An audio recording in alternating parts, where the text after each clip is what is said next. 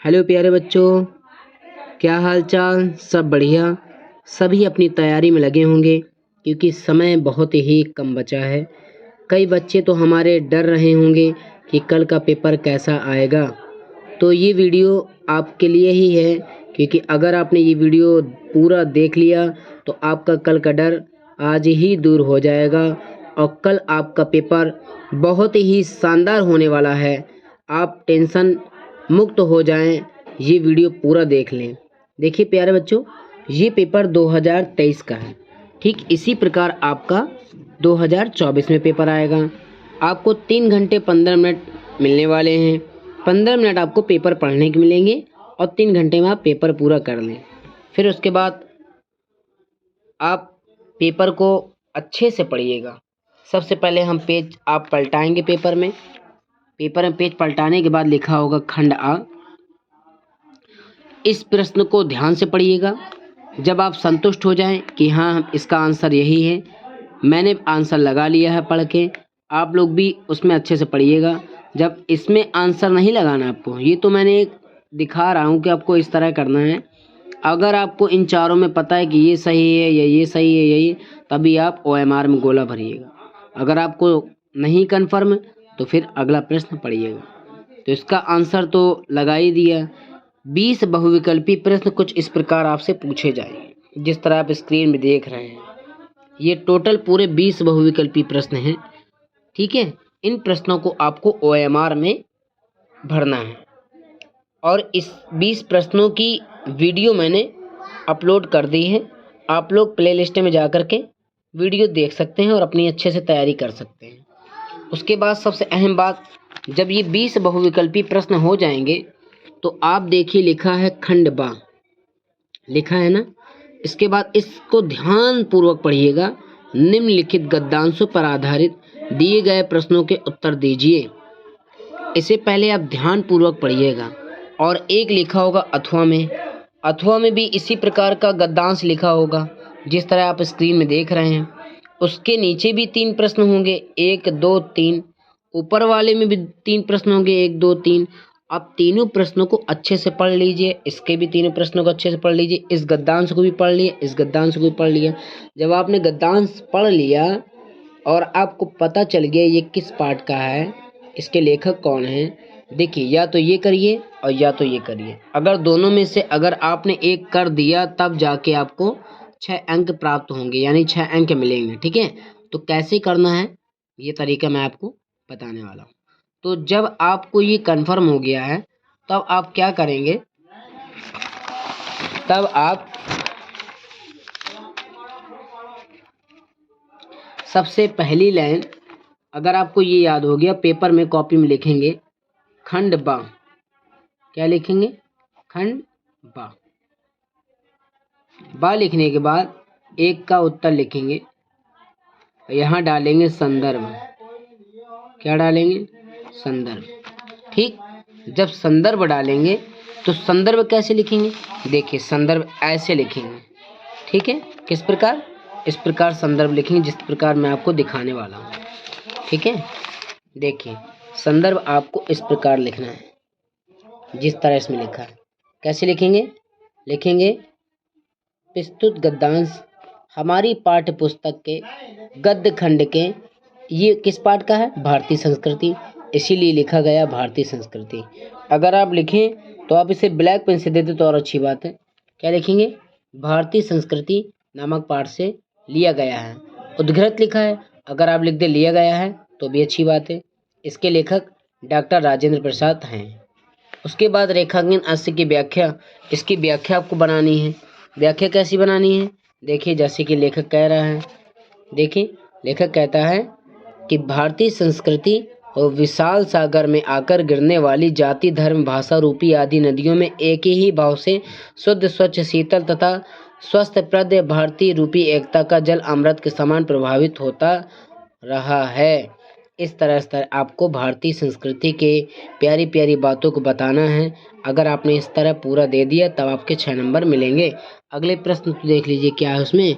कारण लेखक के अनुसार हमारा अस्तित्व किस कारण से कायम है? तो आप इसका उत्तर भी देना ज़रूरी है। इसका उत्तर देखिए, आप इस तरह लिखिएगा। किस तरह लिखिएगा? इस तरह लिखिए जिस तरह मैं आपको दिखा रहा हूँ। ठीक है, देखिए आप इसका उत्तर लिखिएगा। ये देखिए उत्तर, भारतीय संस्कृति का एकता तत्व ही अमृत है जो हमारे अस्तित्व को कायम रखता है। आपके जितने प्रश्न उसमें हैं उसी अनुसार आप उत्तर देंगे, तभी आपके हिंदी में अच्छे नंबर आएंगे। दूसरा देखिए, अगर आपको ये नहीं आ रहा तो ये वाला भी कर सकते हैं। ये पार्ट पढ़िएगा, ये किस पार्ट का है, उसके बाद इसका भी उत्तर दीजिएगा। ठीक है, इसी प्रकार देना जिस प्रकार मैंने आपको बताया है। उसके बाद पन्ना पलटाएंगे। ठीक है, पन्ना पलटाएंगे तो देखिए, पन्ना पलटाएंगे तो फिर 2 नंबर में लिखा है, दिए गए प्रश्नों पर आधारित, दिए गए पद्यांशों पर आधारित प्रश्नों के उत्तर दीजिए। इसे भी आप अच्छे से पढ़िएगा। अथवा इसमें भी लगा होगा, ये लगा है, इसमें भी 3 प्रश्न हैं। अथवा में देख लीजिए, अथवा में भी 3 प्रश्न होंगे। इन प्रश्नों के उत्तर ठीक उसी प्रकार देना जिस प्रकार हमने गद्यांशों में दिए हैं। तो इसका संदर्भ कैसे लिखा जाएगा? देखिए, इसका संदर्भ मैं आपको दिखाता हूँ। इसका संदर्भ देखिए इस प्रकार लिखा जाएगा। ठीक है, क्या लिखा जाएगा? इस प्रकार लिखा जाएगा। ये किस पार्ट का है? देखिए, गौर से देखिए, अच्छे से ध्यान से देखिए, इस प्रकार लिखा जाएगा। प्रस्तुत, जैसे वंदना पद लिखा है तो आपने लिखिए प्रस्तुत पद्यांश हमारी पाठ्य पुस्तक पद्य खंड के सूरसागर महाकाव्य से उद्घृत है। सूरसागर उद्घृत है। यह हमारी पाठ्य पुस्तक के खंड काव्य के में पद शीर्षक के अंतर्गत संकलित है। इस प्रकार आपको इसका संदर्भ लिखना है। और इसका जो प्रश्न है, देखिए जो प्रश्न लिखा है, प्रश्न देखिए क्या लिखा है, कह रहा व्याख्या कीजिए। तो आप इसकी व्याख्या इस तरह करेंगे जिस तरह मैं आपको बताने जा रहा हूँ। देखिए, मैं आपको बता दूं कि इसकी व्याख्या कितनी प्यारी है और श्री कृष्ण क्या कहते हैं। देखिए, गोपियाँ कहती हैं, हे भ्रमर निर्गुण ब्रह्मा किस देश का निवासी है? हम शपथ देकर सच सच पूछ रही हैं, हासी नहीं करती हैं। हमें यह बात पूरी तरह समझा कर बताओ, उसका पिता कौन है, माता कौन है। यानी श्री कृष्ण के बारे में वहाँ की गोपियाँ पूछ रही हैं, क्योंकि वे इतने प्यारे थे, इतने मोहित थे कि उनको देखकर सभी मोहित हो जाते थे। सूरदास कहते हैं कि गोपियों के ऐसे तर्कपूर्ण प्रश्न सुनकर उद्धव किंकत विकुमुड़ हो गए और उनका विवेक समाप्त हो गया। इस तरह व्याख्या लिखिएगा और अगले प्रश्न का उत्तर दे दीजिएगा। मधुर शब्द का क्या अर्थ है? मधुर शब्द का उत्तर इसमें लिखा होगा। अब मधुर शब्द का उत्तर अच्छे से दे दीजिएगा इसको पढ़ के। ये आगे समाप्ति को लिखा है। दिए गए संस्कृत में से किसी एक का संदर्भ सहित हिंदी में अनुवाद कीजिए। जब अनुवाद करने के लिए, देखिए अभी तक हमने व्याख्या की, लेकिन अब हम क्या करेंगे? अनुवाद करेंगे। क्या करेंगे? अनुवाद करेंगे। तो जब अनुवाद करने के लिए आ रहा है तो आपको संस्कृत का संदर्भ लिखना। देखिए, ये है आपका इसका संदर्भ। ठीक है, कैसे लिखेंगे? देखिए, गौर से देखिए, संदर्भ लिखेंगे, प्रस्तुत संस्कृत गद्यांश हमारी पाठ्य पुस्तक के संस्कृत खंड में संकलित वाराणसी नामक पाठ से अवगृहित है। ये इसका संदर्भ है। इसका व्याख्या कैसे लिखेंगे? देखिए, व्याख्या ये लिखिए, यही तो हमारे पेपर में आया है 2023 में। देखिए व्याख्या, देखिए व्याख्या लिखिए, यह नगरी भारतीय संस्कृति और संस्कृत भाषा का केंद्र स्थल है। यहीं से संस्कृत साहित्य और संस्कृति का प्रकाश सर्वत्र फैला है। मुगल युवराज दारा शिकोह ने यहाँ आकर भारतीय दर्शन शास्त्रों का अध्ययन किया। उनके ज्ञान से ऐसा प्रभावित हुआ कि उनके उपनिषदों का अनुवाद फारसी भाषा में कराया। बात समझ आ रही है? उसके बाद देखिए 5 नंबर में इतने सारे खंड काव्य आप देख रहे हैं, लेकिन मैंने टिक लगा दिया कि हमें कौन सा खंड काव्य करना है। देखिए, हमें करना है जय सुभाष खंड काव्य के द्वितीय सर्ग का कथानक। जय सुभाष खंड काव्य के नायक के चरित्र विशेषताएं। ठीक है, तो जय सुभाष खंड काव्य के प्रथम सर्ग का विवरण मैं आपको स्क्रीन में दिखा रहा हूँ। आप इसे वीडियो को सेव कर लीजिएगा और अच्छे से तैयारी करिएगा। इस तरह पूरा शीर्षक आप अगर लिख देंगे पेपर में, यहाँ से स्टार्ट है यहाँ तक, तो आपको कितने नंबर मिलेंगे पता है ना? आपको ये 3 नंबर देगा अगर आपने इस तरह लिख दिया।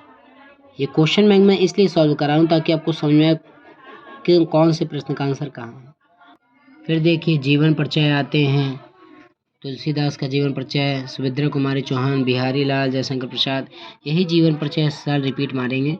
यानी 2023 के पेपर से कई चीज़ें 2024 में पूछी जाएंगी, तो इसलिए आप 2023 के मॉडल पेपर को देख रहे हैं। ठीक इसी प्रकार कल पेपर आएगा और मेरा वादा है आपसे, काफ़ी चीज़ें आपको इसी पेपर से रिलेटेड आएंगे। और क्वेश्चन आंसर संस्कृत के पढ़ लीजिएगा। और सबसे ज़्यादा इम्पोर्टेंट है निबंध। निबंध देख लीजिए, इस तरह आपको निबंध पढ़ना है। निबंध ये बहुत ही इम्पोर्टेंट निबंध है। आतंकवाद पे आ सकता है, वृक्षारोपण पे आ सकता है, मेरा प्रिय कवि और नारी सशक्तिकरण। लेकिन मैं आपको बताऊं, देखिए यूपी बोर्ड 2024 के लिए ये जीवन परिचय बहुत ही इम्पोर्टेंट है। ये कल के पेपर में 100% आएगा। आचार्य रामचंद्र शुक्ल का जीवन परिचय देख रहे हैं आप। ठीक इसी प्रकार लिखना है। आचार्य रामचंद्र शुक्ल का जन्म सन 1884 ईस्वी में बस्ती जिले के अगौना नामक ग्राम में हुआ था।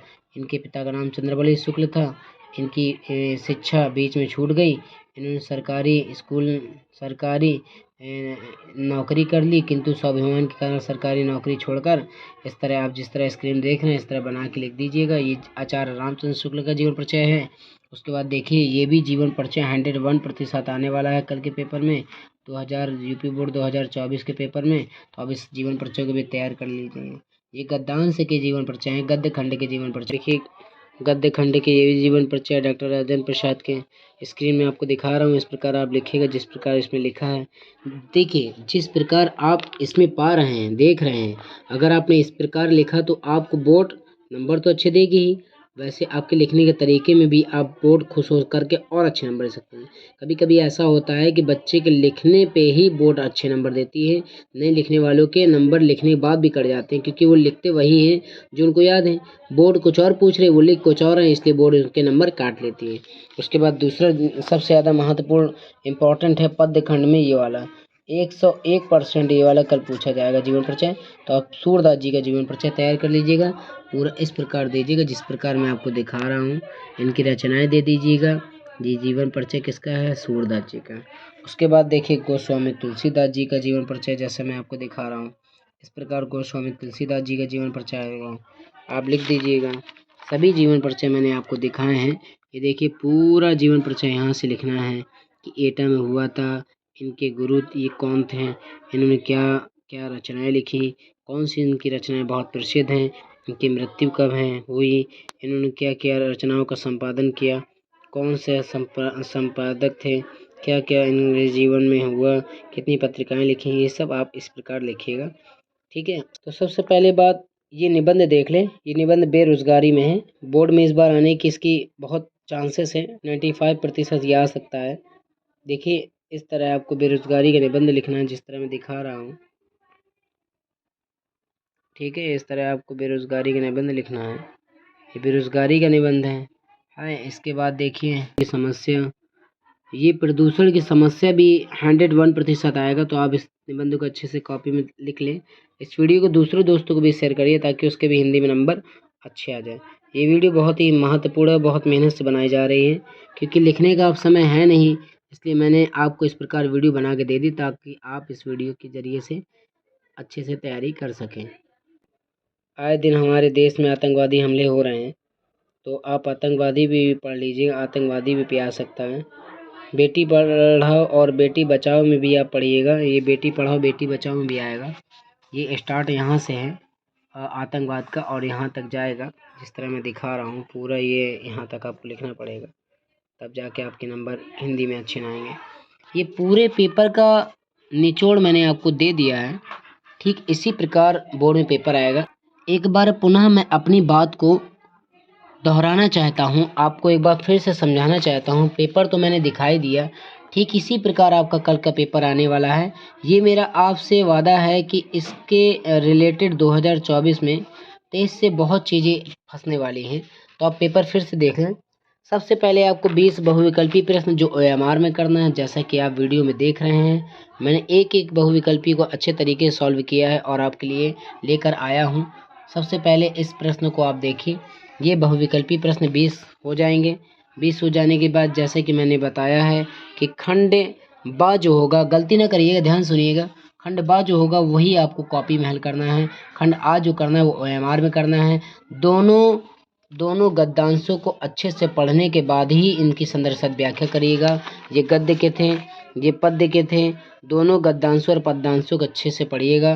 देखिए मैं आपको बता दूं कि पहला पार्ट जो है वो मित्रता बड़ा इम्पोर्टेंट है। दूसरा पार्ट जो है वो है ममता।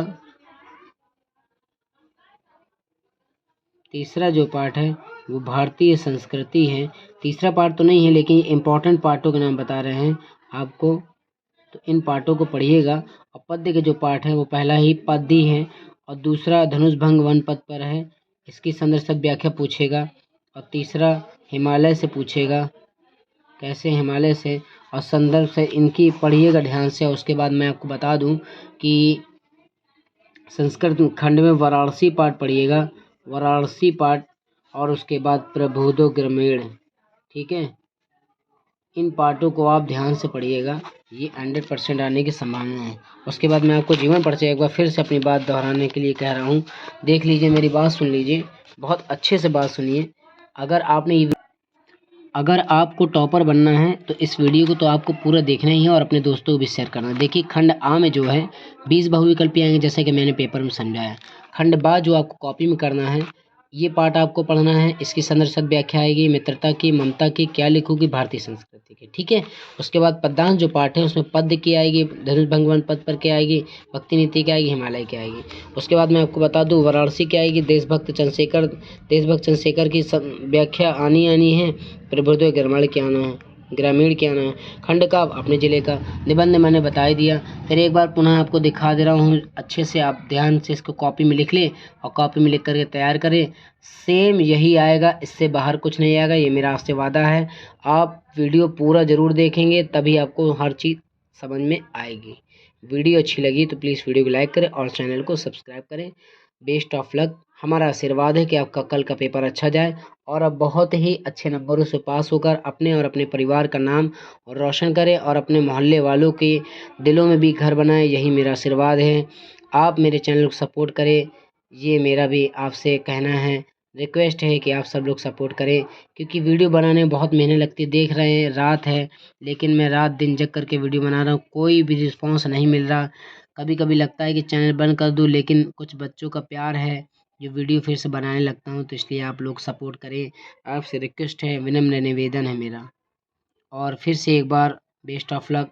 आप सबका भगवान करे अच्छा पेपर जाए, अल्लाह करे अच्छा पेपर जाए, आप सब कामयाब हो, यही हमारी प्रार्थना और दुआ है।